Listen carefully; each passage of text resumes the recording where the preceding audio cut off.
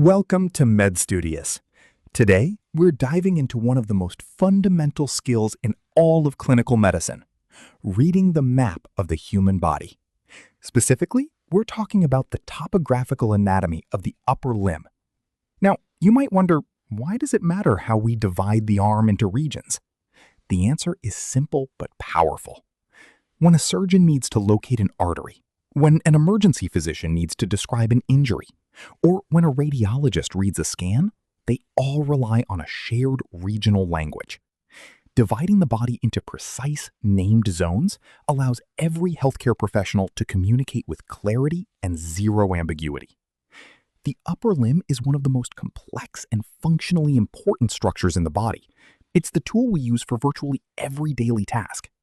So understanding its topography isn't just academic. It is the foundation of accurate diagnosis, surgical planning, and clinical communication. Let's build that foundation together. Before we name individual regions, we need to understand the master framework, the dual surface model. The entire upper limb is organized into two broad surfaces that run proximal to distal, meaning from the shoulder all the way down to the fingertips. The first surface faces forward. This is the anterior surface, highlighted here in green. It encompasses all the flexor mechanisms and the primary palmar interactions. When you curl your fingers, grip an object, or bend your elbow, you're activating this anterior system. The second surface faces backward. This is the posterior surface, shown in gold. It governs the extensor mechanisms and all major dorsal landmarks. When you straighten your arm, open your hand, or push something away, the posterior system takes over. This dual surface rule is critical because it tells you, before you even memorize a single region, that every structure in the upper limb belongs to one of two functional families. Regional division, therefore, reflects both the functional complexity and the structural importance of this limb. Keep this framework in mind as we go deeper. We begin our anterior journey at the shoulder, the most proximal segment of the upper limb. The anterior shoulder is defined by three key regions. First is the infraclavicular fossa, a small but important depression sitting just below the clavicle, wedged directly between the deltoid muscle laterally and the pectoralis major medially. It's a subtle surface landmark, but knowing it helps clinicians identify structures passing just beneath it. Second, and clinically more significant, is the clavopectoral triangle, also called the deltopectoral triangle. Its borders are formed by the deltoid muscle, the pectoralis major, and the clavicle. It contains the cephalic vein and deltopectoral fascia. Here's the clinical note you must remember. This triangle is used surgically to access the deep subclavian vein and artery during procedures like central line placement.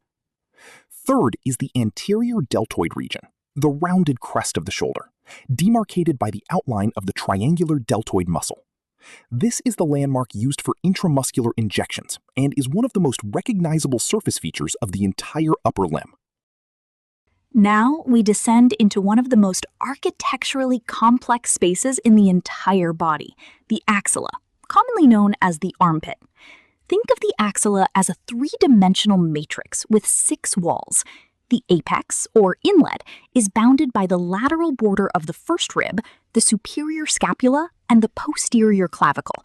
This is where major neurovascular structures enter the limb from the neck.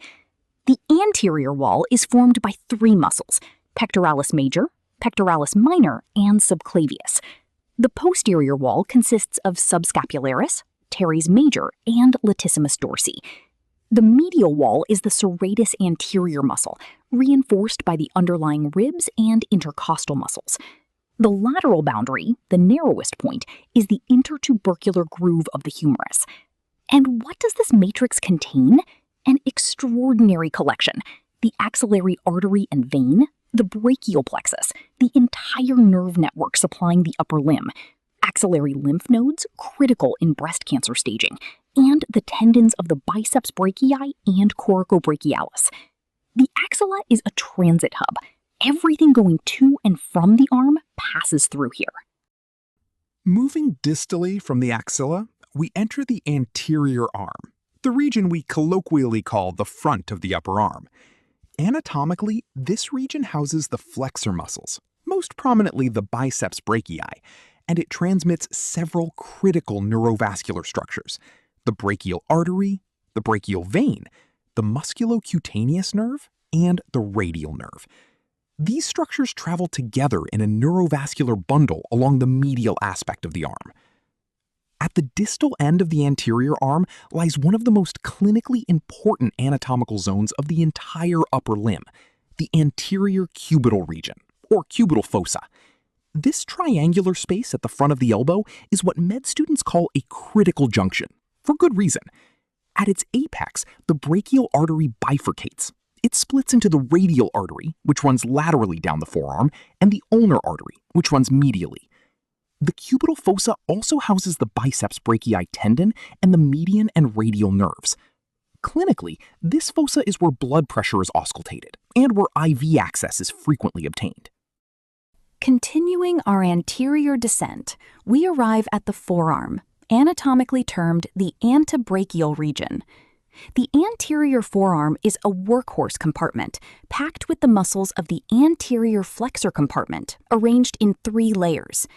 These muscles are responsible for wrist flexion, finger flexion, and forearm pronation.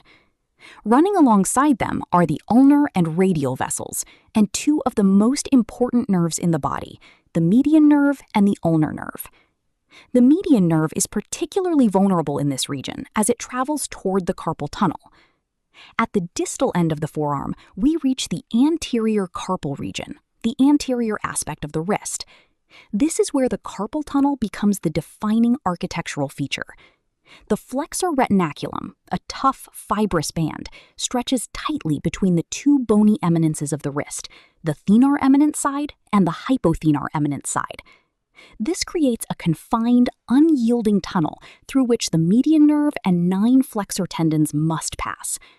Compression within this tunnel is the cause of carpal tunnel syndrome, one of the most common nerve compression injuries in clinical practice.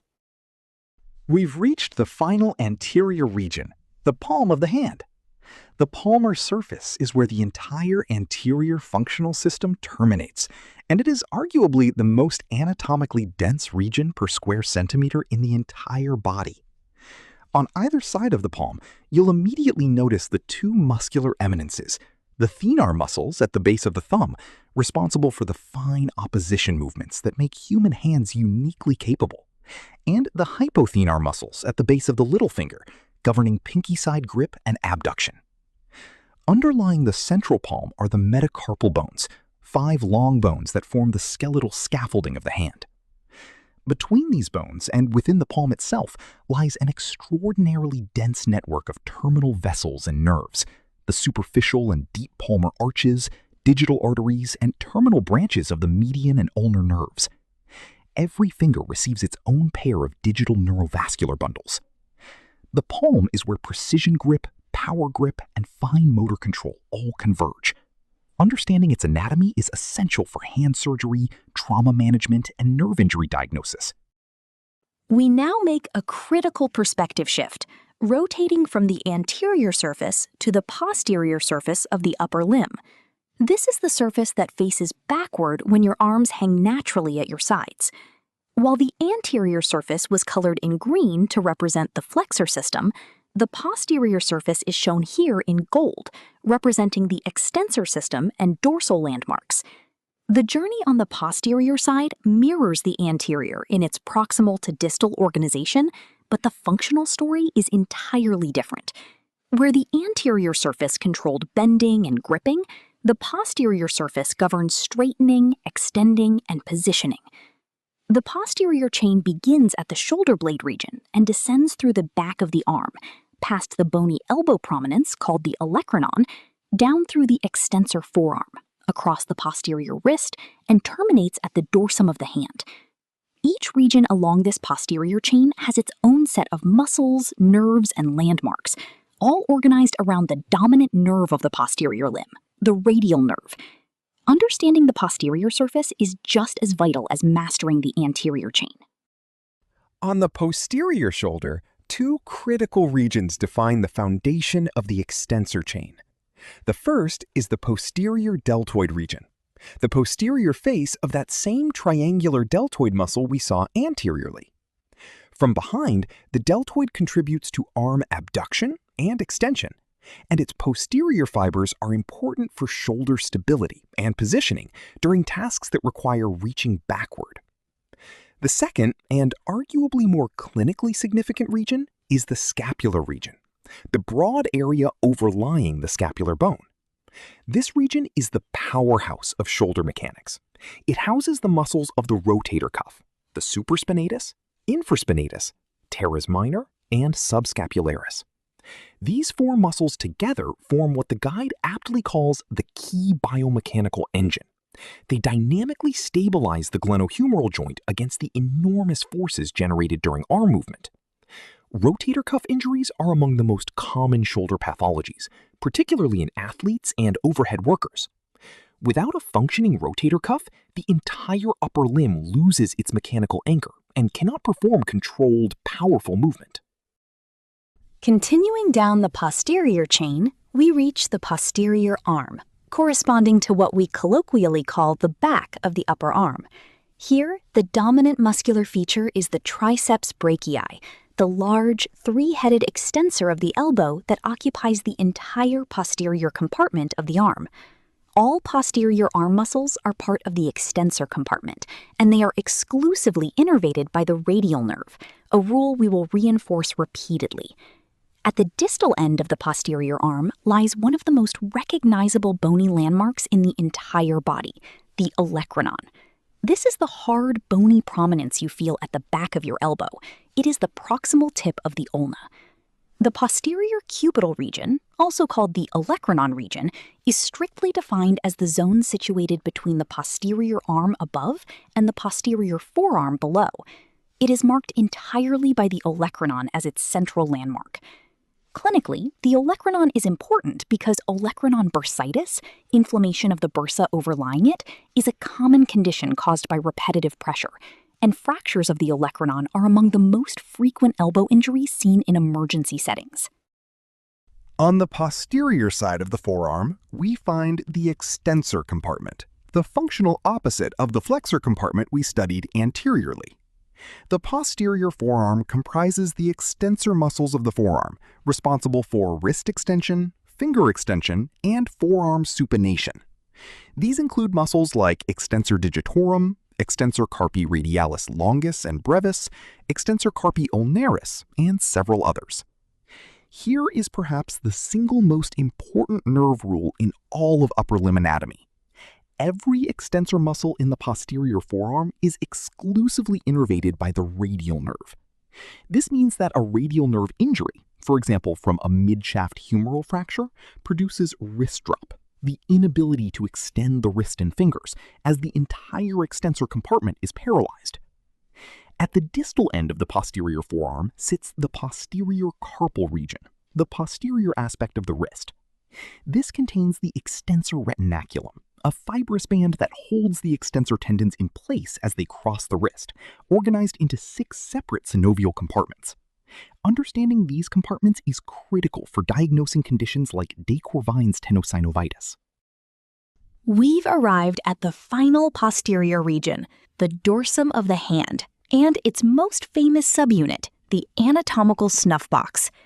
The dorsum of the hand is the general back of hand region, containing the extensor tendons of the hand as they fan out toward each finger. Beneath these tendons lie the dorsal interosseous muscles and the underlying metacarpal bones. On the radial, or thumb side of the dorsum, lies a small but clinically indispensable triangular depression called the anatomical snuff box, also known as the radial fossa.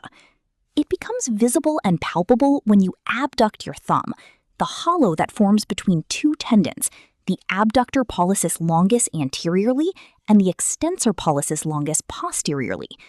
What passes through this tiny space? The radial artery, which you can actually feel pulsating here, a branch of the radial nerve, the cephalic vein, and the dorsal venous network of the hand. Clinically, tenderness in the anatomical snuff box following a fall on an outstretched hand is the classic physical exam sign of a scaphoid bone fracture, a diagnosis that must never be missed as it risks avascular necrosis.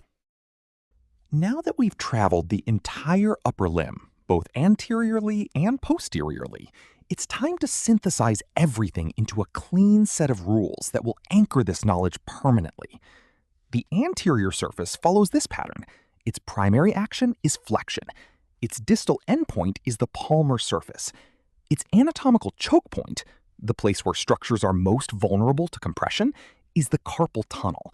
And its key nerves are the median, ulnar, and musculocutaneous. The posterior surface follows the mirror pattern. Its primary action is extension. Its distal endpoint is the dorsal surface.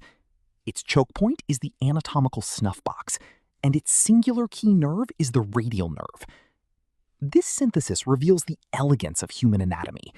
The upper limb is not a random collection of parts. It is a beautifully organized system, where anterior pathways control limb flexion and fine palmar interaction, while posterior pathways govern extension and postural reset.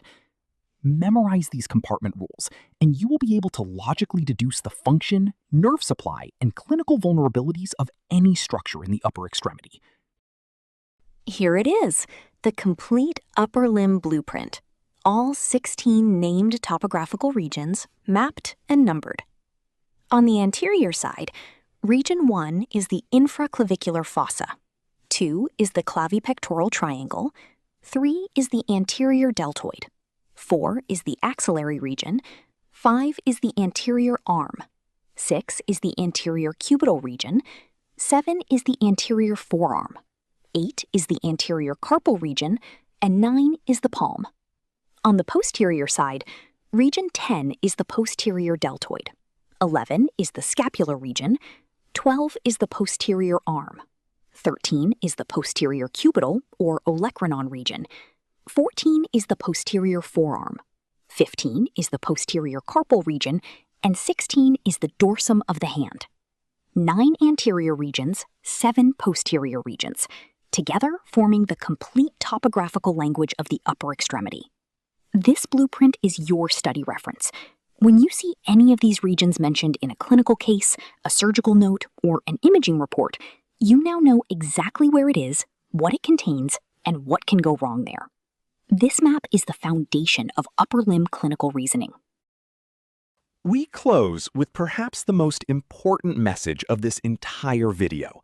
Topography is not just anatomy, it is a clinical language. Every doctor, every surgeon, every physiotherapist, every radiologist uses this regional map to communicate precisely about the human body. When you master the 16 regions of the upper limb, you unlock the ability to understand functional complexity, why certain injuries cause specific deficits. You gain the tools for accurate diagnosis because knowing the contents of each region tells you exactly what structures are at risk in any given injury. And you develop the capacity for precise clinical communication. You can speak the same language as every healthcare professional on your team. The study of topographical anatomy is often overlooked in modern curricula, but it remains the vital first step in becoming a competent clinician. At Studious, our mission is to make this knowledge clear, visual, and permanent. If this video helped you build your regional blueprint, please like, subscribe, and share it with every medical student you know.